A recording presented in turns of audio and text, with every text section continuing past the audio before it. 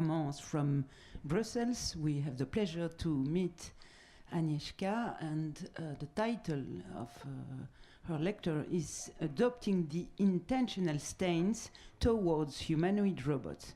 Thank you, Agnieszka. Thank you very much. Thank you for inviting me. My talk will be a bit different from the previous talks. Since I'm an experimental psychologist, it will be a bit more empirical talk. It will definitely touch on the topic of intentional stance, as the title says.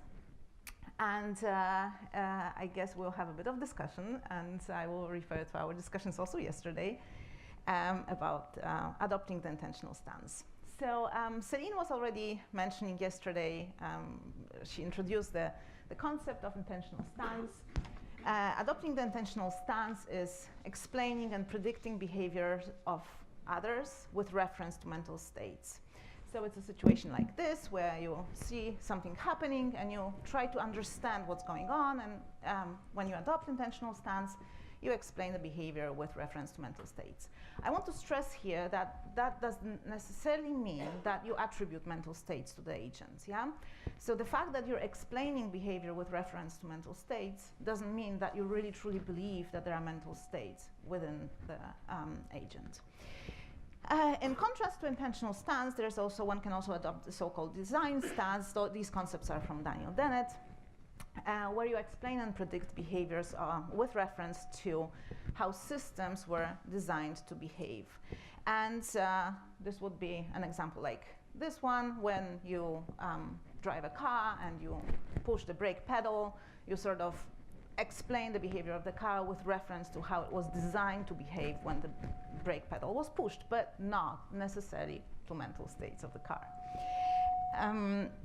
Okay, with reference to our discussions yesterday, I want to stress here that although I'm talking about adopting the intentional stance, this talk and our research is not about emotional, intentional, empathetic robots and the like. It's also not about conscious robots or intelligent robots.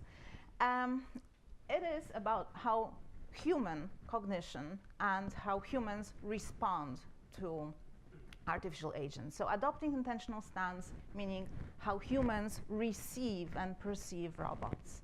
And so I'm talking about humans, and my background is cognitive neuroscience from the human perspective. That's why I'm interested in the humans. Again, with reference to yesterday's discussions, I would like to put this on the table at the beginning of my talk, and I'll return to this later on. So should we worry about people adopting intentional stance towards artificial agents? I want to point out here one thing, that perhaps adopting intentional stance and anthropomorphizing certain behaviors is a kind of default mechanism. It can be automatic when the behavior sort of is human-like enough. And this is a position that has been put forward in literature, and I'm sure that many of you also know these experiments by Heider and Zimmel, where you have just very simple geometrical shapes behaving in a certain way, and it's almost impossible not to mentalize and sort of adopt certain intentional stance towards these behaviors of one bothering the other, chasing one another. Some people even say like harassing one another. So when these experiments were done, people were asked to describe this behavior, and many responses were put as in very intentional terms. I mean, these are super simple geometrical figures, right? And those experiments that have been replicated many times since then show us that there is something in us humans that makes explanation in mentalistic terms very automatic. Here I also would like to come back to Celine's point, which I completely agree with, is that perhaps adopting an intentional stance towards agents or anything happens when we don't have enough knowledge about the mechanisms. So, I mean, people adopted intentional stance towards planets and sun in the past without so when it rained and there was a storm, it was the god who was mad at us, right? Then we gained knowledge about how these things really work, and then we explain things differently. But as long as we don't have that knowledge, maybe this is the default mode that helps us deal with things that we don't fully understand. Now, from the neuroscience perspective, there have been studies showing that there are certain brain regions that are related to adopting the intentional stance, and these experiments were done in kind of interactive games where participants were asked to play the paper, rock, scissors game, and they were instructed that they're playing either with a computer or with a human agent. This was belief manipulation, so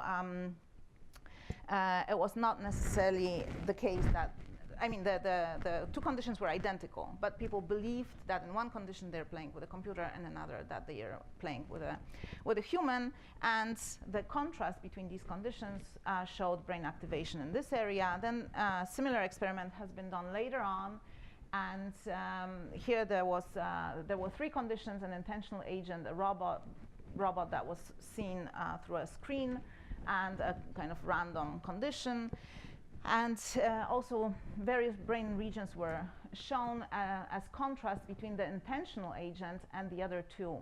So when you contrast the artificial agent against the random behavior, the data weren't that clear, so we weren't very able to distinguish between these two conditions. But what is very important and striking is that when you truly believe that there's an intentional agent behind, then there's a different brain activation. So in our own research, our key questions are: what are the behavioral parameters of the agent that allow for social attunement, and I'll talk about social attunement in a second, how do I mean that, and make us adopt the intentional stance towards an agent. Again, I stress that I'm interested in the humans and what are the parameters that make humans. Okay. I'll try my best. All right, so by social attunement, I mean, is it better now? Yeah, okay. Thank you. By social attunement, this is a kind of umbrella concept under which I subsume various mechanisms of social interaction, of social cognition that we use during social interactions. We do that all the time when we talk with one another. We have mutual gaze to establish interaction. Then we display joint attention when we try to attract attention of another person to location in space.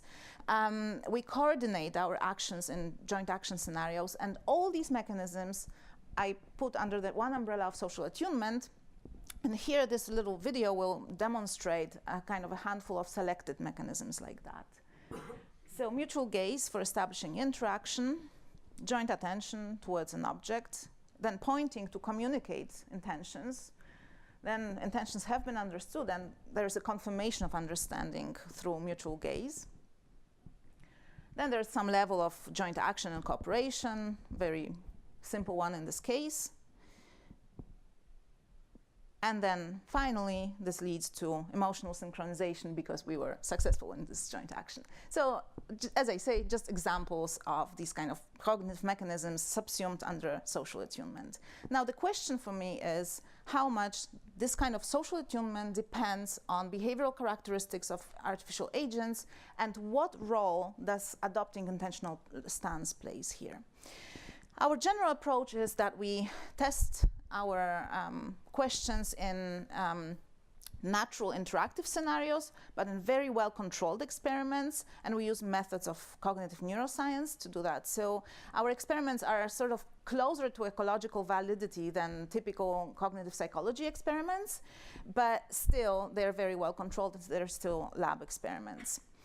So I'll start with joint attention as one of those mechanisms that I mentioned, joint attention that we use all the time and on a daily basis with others.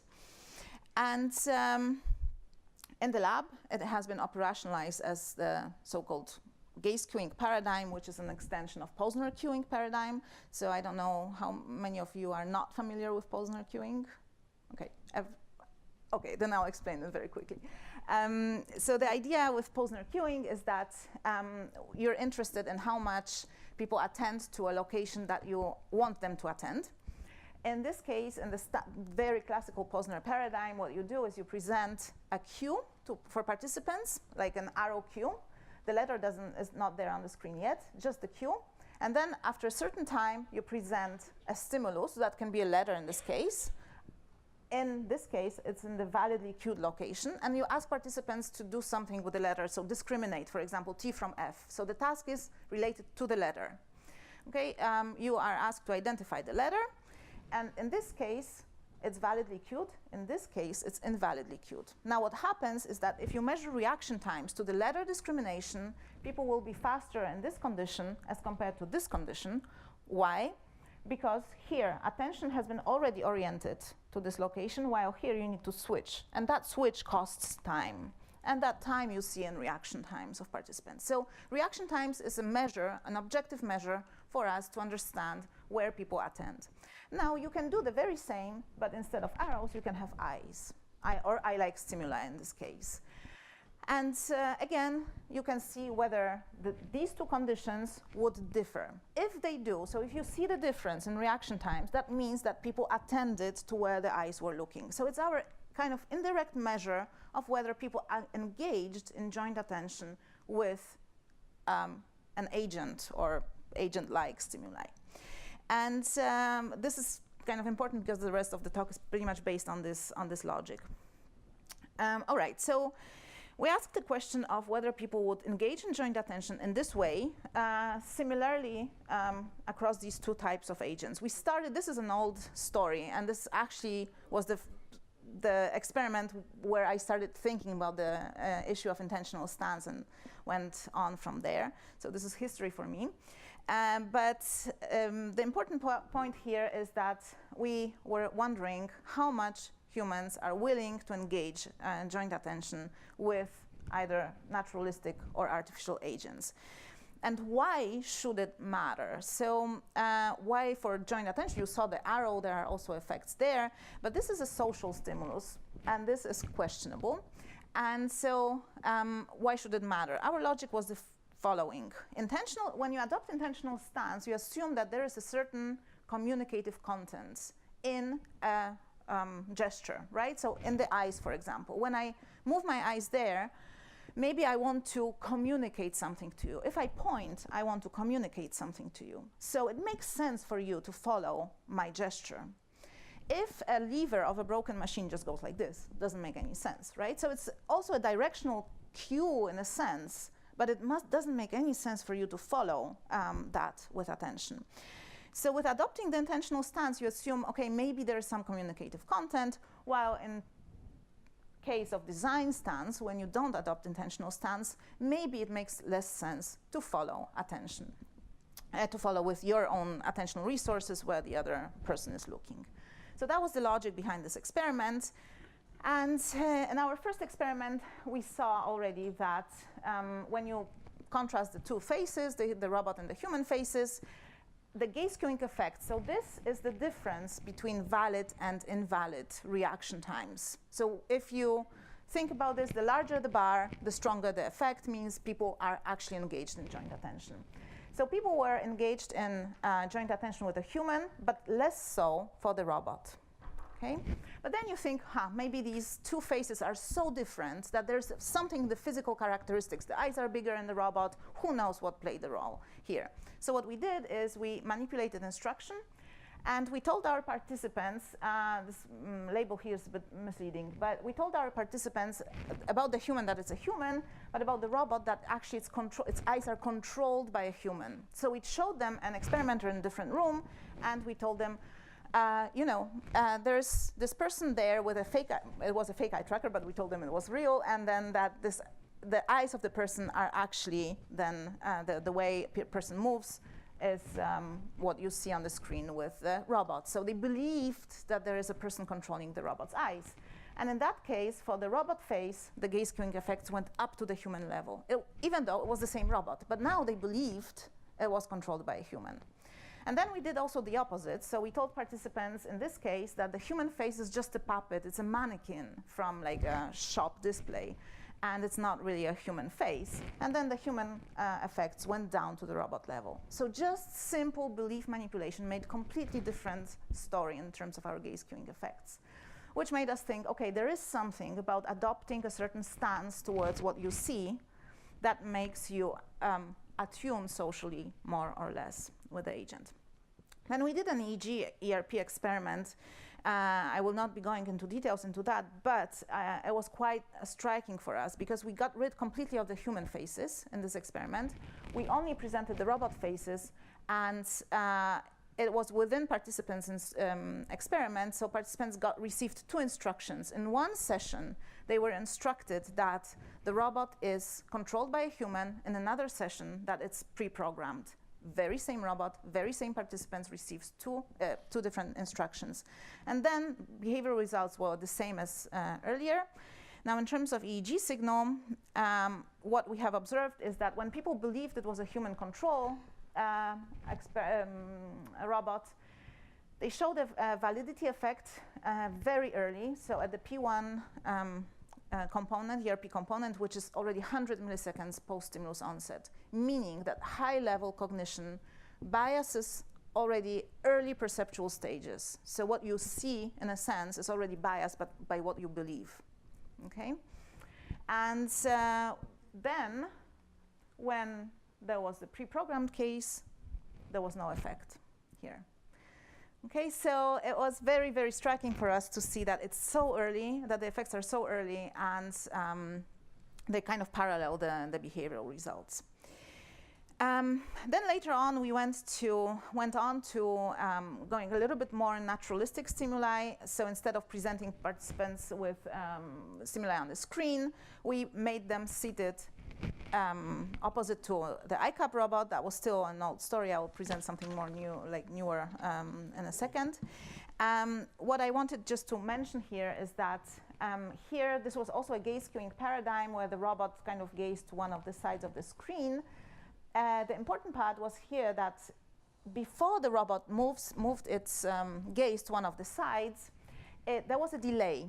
And that delay was either fixed to this time, 890 milliseconds, or we actually took that delay from real humans' responses, reaction times. So there was a distribution here of time of that delay that was like human-like, with the average. The average was the same. I mean, we programmed the programmed condition to be that average, but there was a variance, yeah? And the question was whether people would be sensitive to that variance. So we asked, after a number of trials, we asked participants, did you perceive any differences? Do you think that this condition was human-controlled or pre-programmed? It's a very subtle cue because there's a lot of other things happening in the experiment. There are letters displayed on the screen, so your task is to respond to the letters. You should ignore the robot in a sense. You just are there to respond to the letters. There's the head and eye movement. So the cue is very, very subtle. And then what happens here is that actually participants were able to discriminate these two conditions with a very low accuracy, but significantly above chance. And this is on average, 54% was on average. And so the brain has a certain sensitivity to these subtle cues, but not at the conscious level. So when we ask participants, based on what cues did you base your decision, they were confabulating. They were telling us all sorts of stories, like, oh, in this condition, the robot was like more smooth, or was nicer, or was more friendly. None of that really happened in the experiment. So the timing cue was not perceived consciously, yet they were able to discriminate. With the gaze queuing effect, there was something interesting happening here because actually they were following the robot better when they believed it was pre-programmed. And we didn't know how to interpret that really at that time, but then we understood after asking participants is that when they believed there was a human, and the robot is only 50% times looking at the letter where the letter will appear. They believed that when the human was controlling the robot, the human was trying to fool them. So they were mentalizing a little bit more and were trying to compete with the human. While with the pre-programmed, they didn't care, right? So interesting things happen here because there's a lot of background, high-level cognition happening and these very, in a way, low-level mechanisms that are biased by high-level cognition. Now, just to show this, I won't go into details. We replicated this effect of accuracy judgment because, as I say, it was low, so we wanted to replicate that with another platform with now and pointing gestures, story exactly the same results. And again, we saw very low, but sensitivity to human-like behavior. Now, a little bit more recent studies. These are already conducted at IIT because all the stories from earlier were conducted in Munich. I would like to now switch to mutual gaze, which is something that is a very, very important aspect of human interaction, social interaction, and ask the question of how much mutual gaze influences gaze cueing. So we ran an experiment, again, a gaze cueing experiment, where participants were seated in front of the ICAP robot. They had this time 2 screens, not just one. There was a letter presented on one of the screens. Importantly, before the gaze cueing started, ICAP either established mutual gaze with participants or avoided gaze. Here it's we called it neutral gaze condition at first, but now we actually prefer to call it avoiding gaze condition because it's not fully neutral. So the question was whether this part will affect gaze cueing effects. So whether ICAP by mutual gaze will engage participants more. And this is how the experiment looks.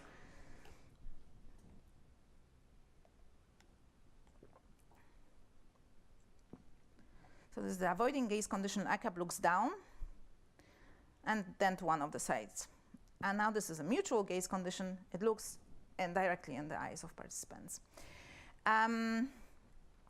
What we found was that in the mutual gaze condition, there was a gaze cueing effect, and there was none in the avoiding gaze cueing in the avoiding condition.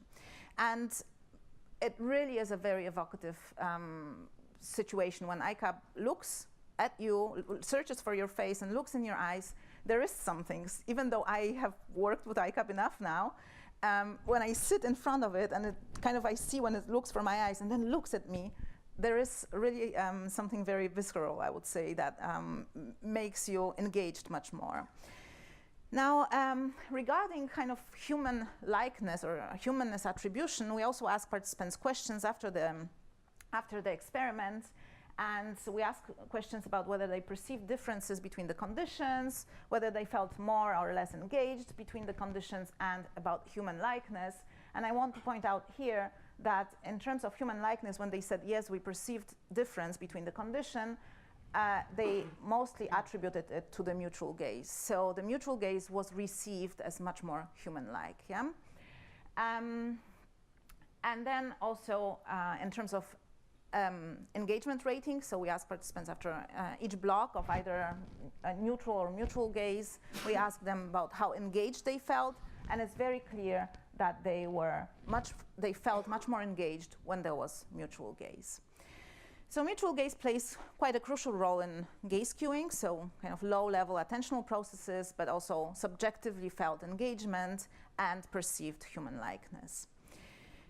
Now, joint attention has 2 sides. So it has the side of the responder and the leader. Yeah?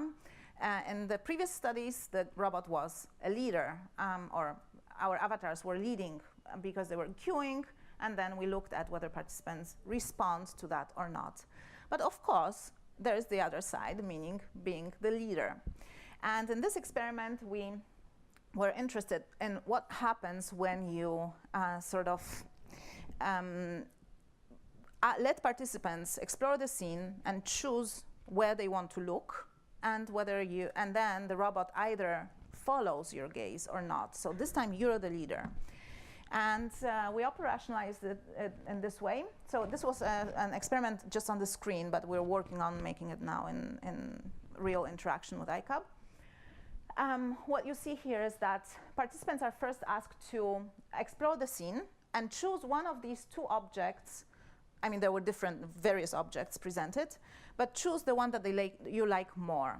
Okay, so once you explore and you have chosen, you're asked to fixate back on the ICAP face and stay fixated on the ICAP face until you hear a beep. When you hear the beep, you're supposed to saccade to the object you have chosen before as fast as possible. Okay, so here you saccade, here you hear the beep, you saccade. Let's say you have chosen this ball, you saccade here as fast as possible, and then ICAP either follows you here or not, or goes the other way. Okay? And we made 2 sessions with participants. In one session, ICAP would be 80% of times following you. In another session, it would only go with you 20% of time. In one case, and I know that some of you don't like putting names to robots, but since we always had the same face, we needed to make a difference.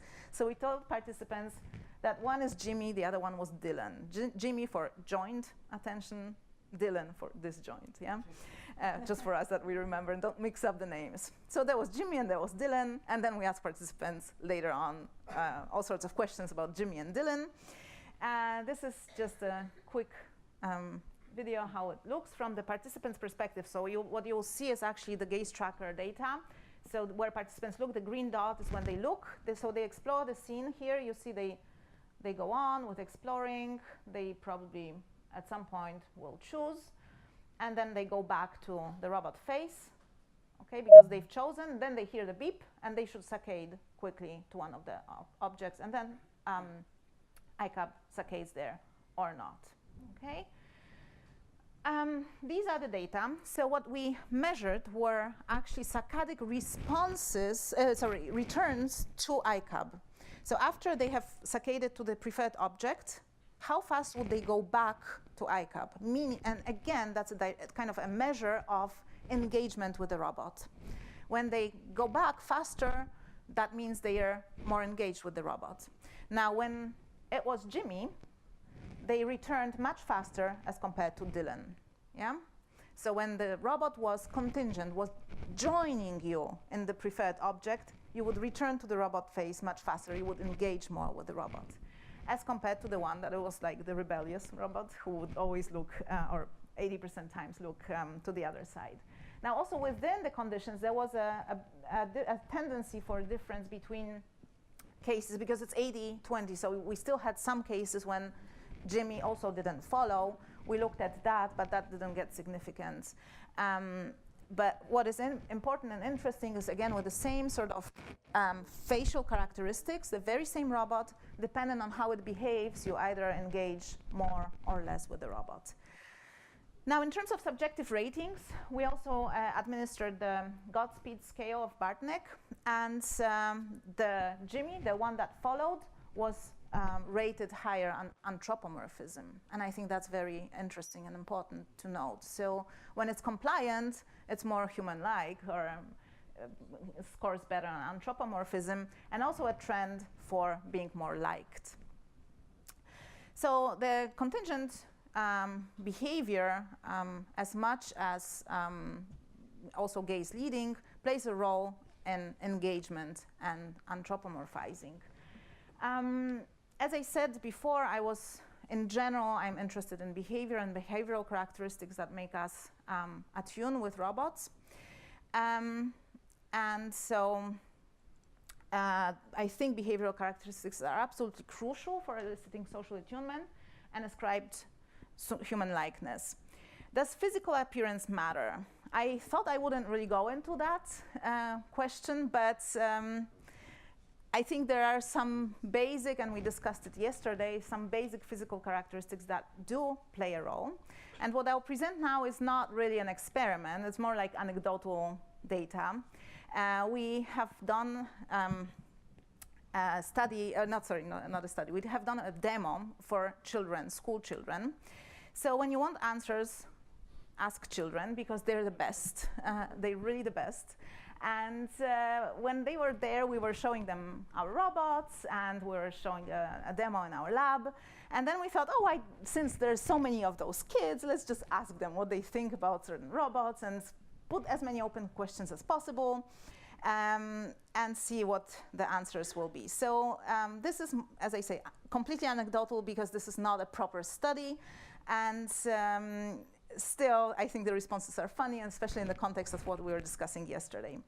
So the question that we asked, we showed the kids different robots on the screen. So they were pictures on the screen, and we asked them, what do you think the robot will do, and why would the robot do such an action?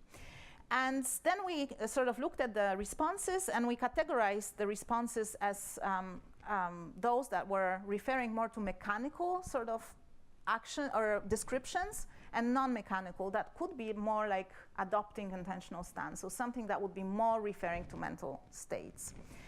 So if you look at the KUKA arm, there were definitely predominating mechanical sort of responses as compared to non-mechanical, and these are just examples. I chose some examples of answers because some of them are hilarious, really. So not in the case of KUKA, but you will see later. KUKA is going to grasp something because its hand is open. I mean, there's not much of reference to mental states. KUKA is going to change a light bulb because the old one is burned. So these are kind of mechanistic explanations. Now, this robot, HYQ, this was kind of like, in the question of what will it do, it was still quite mechanical. And the why, there was some answers that were non-mechanical that were a bit dominating, but it was kind of more half-half. So HYQ was going to jump because of an obstacle, again, a mechanistic response. But here you see it's walking because it wants to. So there is a little bit of mentalizing already here. Now, this robot, Walkman, is already going in the direction of being more non-mechanistic responses. Walkman is building something because it wants to play with humans. And Walkman can take things stored in high places because it's tall. So this is more like referring to shape and mechanistic. Now, R1, our robot for like assistive robotics, I loved this one. This is my absolutely preferred. So R1 will be an optimal thief because it can expand its arms, and so it can steal things better. And it's going to stretch because he should pick apples here. Please note, it was a he. But I learned that an Italian robot is masculine, so maybe that was kind of a default.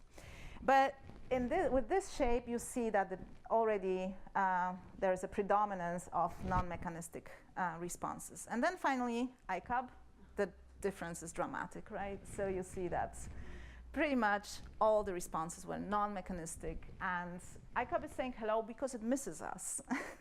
Or ICAB is saying hello while he's doing exercise because it wants to lose weight. Really, really cute responses, but also tell you that sort of in a very childish, naive perspective, yes, shape does matter. So we also need to take that into account. So to conclude, I want to go back to what I was saying at the beginning. Should we worry about people adopting the intentional stance? First of all, I want to stress that our research sort of allows for elucidating conditions under which humans socially attune with robots and adopt intentional stance. Conditions meaning behavior of robots, but also maybe features of physical appearance. Of course, then, once we know how the robots behave to elicit intentional stance, then it's up to us to decide whether we want to go this way or not. But these are two separate questions. And I think this part needs to be done before we start worrying about whether it's okay or not, because we need to know, okay, this kind of behavior maybe is already in the gray zone because it elicits such a strong response in humans and elicits social adopting of intentional stance, and then the question is whether we want to go that way or not. But as I said in the beginning, maybe intentional stance and anthropomorphizing is automatic. So this is something that will happen if robots are pretty much human-like. And my take on this, is that I think, as we discussed yesterday, an academic environment and scientific vocabulary, absolutely no. Robots do not have feelings, as we discussed yesterday, thoughts or intentions, and we shouldn't use this kind of metaphors as we discussed yesterday. But in application areas where robots are there with kids, like you saw, the little iCup with little kids, it misses us. I'm not sure if it's that bad if people who interact, common people interacting with robots at homes, if they use that vocabulary. This is open to discussion, and I'm ready to take your attack. Okay, thank you, and thanks to my team in IT, and thank you very much. Thank you, Agnieszka. We have 5 minutes for discussion before lunch. Comments, questions? Alain? Just a small question.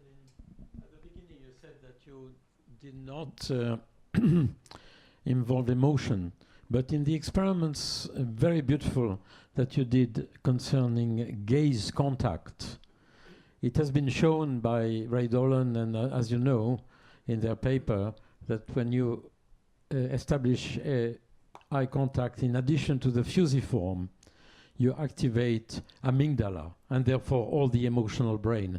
So how do you, I did not understand in your gaze experiments how you took into account in the measurement of the time, reaction times, this fact that when you establish eye contact like what we do now on this picture on the screen, we actually activate the whole emotional brain.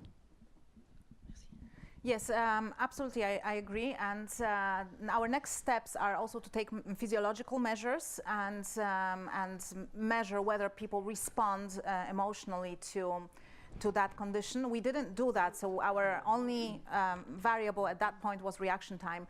And it might be the case that it's the facilitated joint attention is driven by emotional engagement. Absolutely. What we just... Could be also true for shape, yes. It could also be that some postures of the icon do trigger amygdala or emotional brain, and therefore that the data of the reaction time may be modified. It's just a right. Question, right? I mean, the shape was the same, right? So across conditions it was the same. So it's not the shape only, right? There is something that makes you engage more, of course, and that might be driven by amygdala, absolutely. But that's something that's an empirical question which we're actually going to test now. And also with ERPs, we can look at other components that are related, so N170, for example. Malik and Denis, maybe short if possible, Malik. Yes, very short, very interesting, Agnieszka, thank you. I'm convinced that the intentional stance can be useful and is automatic. My question to you is, suppose that you explain to the kids or the people you are experimented with that this machine is just a finite state automata. You open the box, you explain what's in it. Would that reduce the intentional effects? My intuition is it won't. And it's better to explain first. So have you tried, or do you think this may affect? Yes, I discussed that with Celine yesterday. I believe that, as I said in the beginning of my talk, in the past people were adopting intentional stance towards planets, right? Yeah. So, and sun and storm and so on. So I think the level of knowledge definitely plays a role here, and I don't think roboticists would adopt intentional stance towards ICAP. I don't think so. So intentional stance, I think, would be modulated by expertise. And of course, if we explain to the kids, it would diminish. Maybe some level of social attunement would still be there, because it's like we were discussing, very automatic, maybe amygdala-related mutual gaze and so on. But that's exactly the questions I'm asking. What is the relationship between the two? Just to go on this point, actually in the experiment that I showed yesterday, with the kids dancing with the robot, we started the experiments by explaining to the kids, the robot was explaining to the kids itself that this is a robot, that it works with motors and it's like driven by computers, and it didn't change the behavior of the kids at all. It's just like they were dancing with it and like inferring many things to the robot.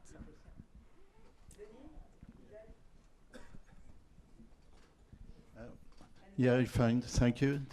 It's fascinating. It's just, I think our experiments go exactly in the same direction. I will elaborate. But just a question is when you said the difference, you say at the end, if I remember, should we worry? It was first question. Second, as academic, we must not do it.